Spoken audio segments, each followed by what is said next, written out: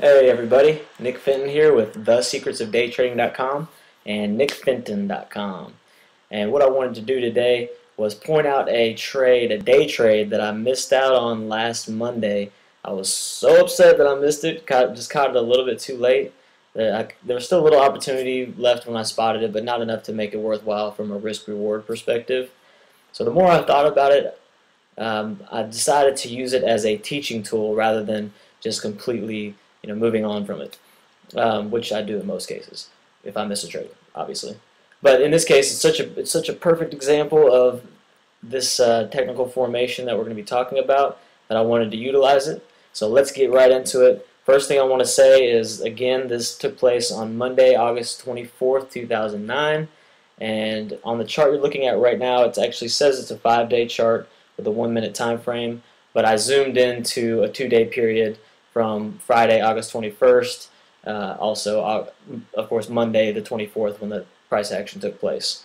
So let's get right into it. We've got the downtrend. This was an intraday downtrend taking place in SBUX, Starbucks. And so this was on the 24th. We had this nice intraday downtrend intact, but also some pretty substantial support right around 1950, or right at 1950. So you can see here 1950 support intraday and downtrend intraday. Now what this forms is what's known as a descending triangle. A descending triangle is typically a bearish formation. About 85% of the time you're going to see a bearish breakout and bearish activity follow after you see these descending triangle formations. And the other 15% of the time, the stock does have the potential to rally or just continue to go sideways. But like I said, most of the time you're going to see some bearish activity. So this was a great example. Let's move on.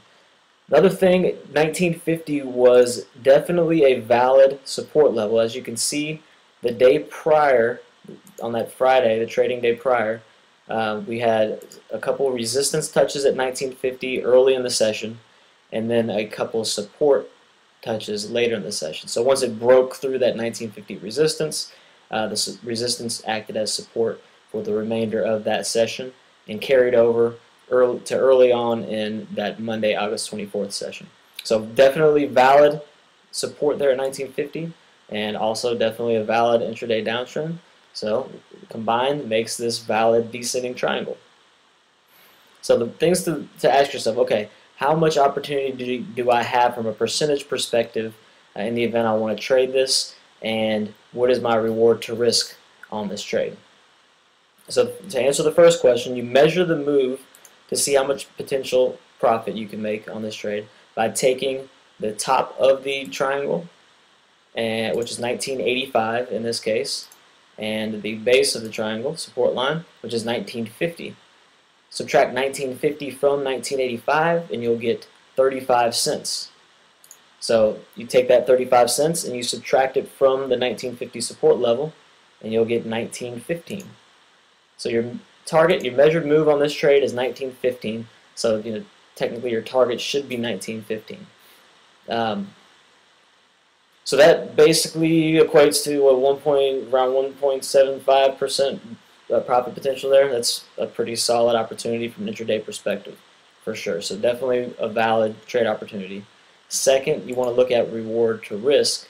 In these cases, you have to know where you're going to place your stop before you enter the trade. So I always want to play, and whenever I'm playing a descending triangle, I give it a little bit of breathing room above the downtrend resistance line. So you want to put it above that downtrend resistance after I see the bearish break, which in this case, I'd put it at around 1962. So you say, okay, 1962. The third thing you got to keep in mind here is, when do I enter? You enter, there's two things important about entry here. First, you want to enter after it breaks the support level when you're playing a descending triangle. And when you enter, you're going to be obviously shorting the stock. This is a bearish formation, so you want to short the stock. So you're going to sell to open. You're going to short the stock. So you want to enter, you want to sell to open after you see a break of this resistance level. And I prefer waiting for a break and hold. So I want to see it break 1950 in this case and hold below it for a few minutes. So my entry in this case, all that criteria would have been met right around 1945. meaning that it would have broken 1950 and would have held below 1950 for a few minutes. So about 1945, I would have theoretically entered this trade. So at this point, I could measure my reward to risk and say, okay, 1945 minus 1962. We're looking at roughly 17 cents there. There's 35 cents approximately if you take it all the way to the measured move. So you're looking at about 2 to 1, a little better than 2 to 1 reward to risk. Not the most optimal day trading reward to risk situation, but certainly much better than 1 to 1. And I typically look for 3 to 1 or 4 to 1 opportunities, but this is such a great solid formation that I would have definitely played it based on a 2 to 1 reward to risk. So one last thing I want to touch on is that descending triangles are considered null and void if the price action goes beyond 90% of the triangle. So in this case, you can see there is about 10%, maybe a little over 10% of this triangle that wasn't filled by this price action. If this descending triangle had just kept on moving along and gone a little bit further into the nose of this triangle, then it would have just been null and void. It would have likely just continued sideways or maybe even popped up and rallied a little bit. But no, in this case, it broke right about the 90% point, and we saw some solid downside action. So target would be 1915 based on the measured move. I'm a conservative day trader. I typically put my targets a little bit above what that measured move tends to be. My general rule of thumb is to take it about 1/4% to 3.5% higher, above that target in this case, because it's a short position. So I would have probably looked at about 1922 to exit, which would have been a good opportunity here. And that's going to in turn take a little bit of profit potential off the table, because as you can see, it did wind up getting all the way down to 1915. But it increases your win ratio, and in the long run, you're gonna come out ahead. So you can be greedy and try and stick for the entire measured move, or you can just take a little bit of profit off the table on that specific trade, increase your win ratio, and in the long run, improve your overall results and performance.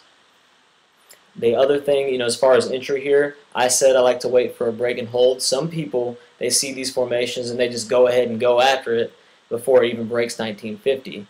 Again, you're going to get a little bit more profit in that scenario from a percentage perspective, but your win ratio is going to diminish. And I prefer to play the more conservative day trading route. I want to see the breaks happen, and I don't want to push them all the way to the measured move target. Unless it's just like the craziest downside momentum, and I don't have a chance to exit it before my target automatically stops out of the trader. So anyway, descending triangle, bearish play. We would have shorted the stock here at 1945-ish, which means sell to open, and would have covered the stock, which means buy to close, right around 1922 in the more conservative method. But as you can see later in the session, it did complete that measured move to 1950. These are great opportunities if you can find solid ones like this. It's not every day you see a descending triangle that's this solid, but in the case of SBUX, it was very solid. I'm still upset that I missed it, but at least we can use it as a teaching tool, and hopefully you can keep your eyes out for these type of formations and make some money in the future utilizing. If you have any questions for me, feel free to visit nickfenton.com and post in the comments section of this video, and I'll be happy to answer. Thanks and have a good one. Take care.